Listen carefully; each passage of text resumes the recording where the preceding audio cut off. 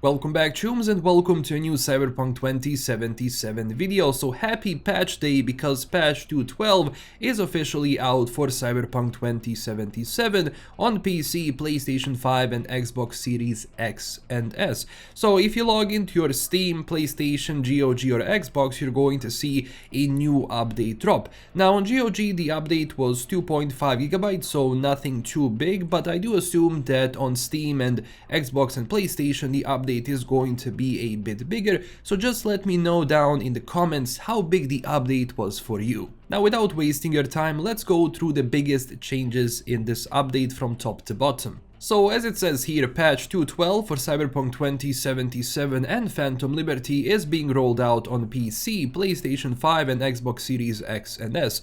It focuses on the main issues experienced by players after patch 2.11, such as key bindings. So first off, we're gonna be starting off with the PC specific changes.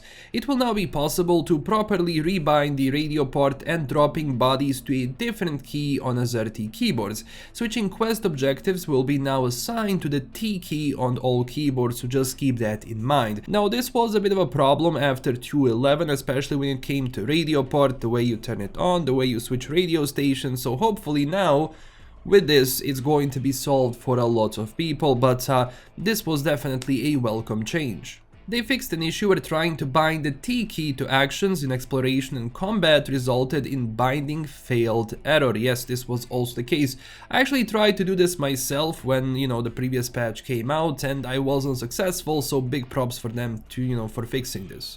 Together with Intel, we fixed the stuttering issue that occurred while Prioritize P cores option was enabled. So this is something which was added prior to this patch, and a lot of people which I have seen and some of the people who sent me the gameplay were having those micro stutters as they were playing the game. Keep in mind that the frame rate was alright, there were zero issues with how the game was running, but on top of that you just had this annoying stuttering issue where a lot of people just couldn't play with it and they just simply didn't use the feature at all. So now it should be fixed. To be honest, I haven't experienced this on my PC, but as you can see in the gameplay, even now if I prioritize P cores, I am not really having those issues appear. So hopefully this was fixed, but if it didn't, let me know down below in the comments. Together with Razer, they fixed a crash that occurred when using Razer Chroma enabled devices. Yeah, I don't use Razer, so hopefully this is now fixed. They fixed an issue where NPC hair could appear extremely bright inside vehicles when ray tracing is enabled. And they also fixed a crash that occurred on Steam Deck when playing with ray tracing enabled. I had some questions and comments about this, so definitely check out your Steam Deck version now, see how it runs, but I am aware that there were a lot of crashes on Steam Deck prior to this update. Now we're gonna be going through the Xbox specific changes. Keep in mind, so far I don't see any PlayStation specific changes, so it seems this one is only gonna be focusing on this Xbox One, but keep in mind there are some changes on all platforms which we're gonna be talking about later. So here they addressed an issue where the game could enter an infinite loading state, hang up or crash on Xbox when using some saves. I do believe this has to do something with the earlier saves prior to the update 2.0. There might be something problematic when it comes to basically that save getting corrupted due to the latest updates and changes. I know people were saying that, especially on PlayStation, there was an issue after I think Phantom Liberty came out, that you had a lot of saves which were corrupted, and it actually is something that you cannot fix. So especially when you have a game, and I said this multiple times, as big as Cyberpunk, always make sure, if you can, to back up your saves. If you're using mods, if a game is going through these update cycles a lot, I always recommend backing up those saves, because you never know what can actually happen.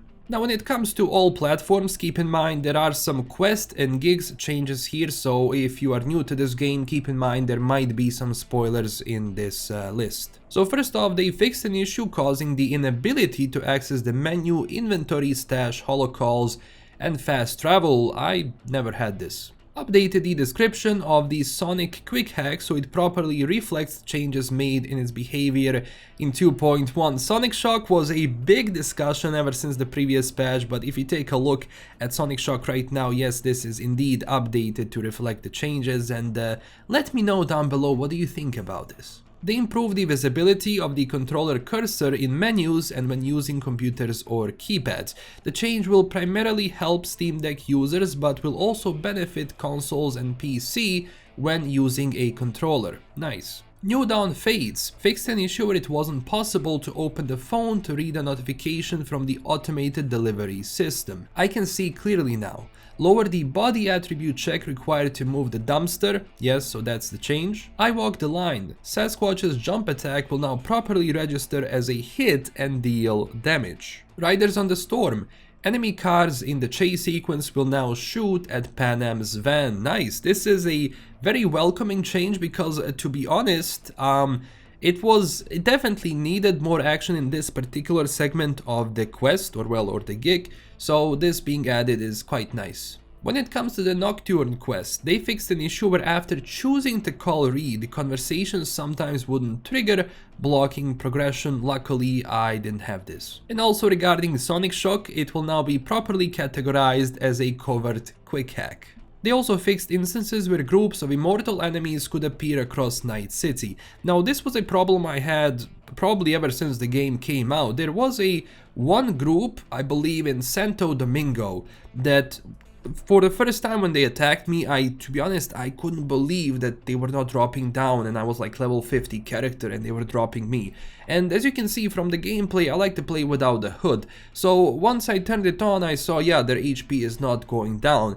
But this was a big issue for a long amount of time, and you didn't have just that one place in Santo Domingo. I believe there was also one more in the Arasaka waterfront, but of course it's kind of a thing where everyone else has a different spawn point for those immortal enemies, but now they should be fixed.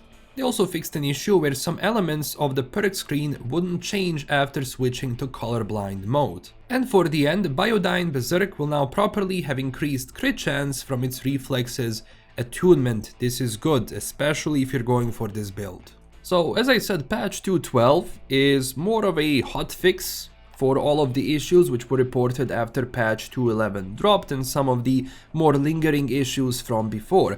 Now for the question of FSR 3, it wasn't added, so FSR 3 is still not available in Cyberpunk 2077. So far you only have the previous version still. And FSR 3 was probably one of the most requested features I also saw in the comments. To be honest, I am not sure when is this coming out. I know they said that they are working on FSR 3. One of the latest updates was that it wasn't ready to be released, so that could also be the case. We shall see what's going to be going on with this. I am not sure how many more updates are we going to see for Cyberpunk in general. Like, there has to be a cutoff point eventually when they're going to move on to something else. But, you know, to be honest, I thought that the update, scheduling is going to be ending even before this, but they proved me wrong with updating the game even more. So we'll see again when is this going to stop and if FSR 3 is going to be included into the game eventually. Also, when it comes to mods, obviously all of your mods are going to be disabled, and just so you know, if you followed my previous, modding tutorial, you're going to know how to do this. But just keep in mind, if you had a lot of mods, the best thing to do is uninstall the game, delete the Cyberpunk folder, of course watch your saves, don't delete that or back it up, and then simply go and reinstall the game again. And after 2 days I recommend modding again, because that's usually the point at which modders update most of the mods. So this is everything pretty much about patch 2.12. Obviously, as you can see from the changes, there wasn't all of that much, but I will be, updating you if something else does come by in the future. And when it comes to all of the new updates and hotfixes, depending on if we're going to have them and how many more updates are we actually going to have. Thank you so much for watching. Don't forget to let me know down below in the comments if you're having some new issues which appeared once you updated to patch 2.12, and also let me know down below what do you think about these changes right here. So if you enjoyed this video, don't forget to smash that like and subscribe button for more. Also check us out on Twitter and Discord, and huge thanks to my current Patreon supporters. This is LKM signing out. Stay classy, chooms, and I will see you in the next video. Bye bye.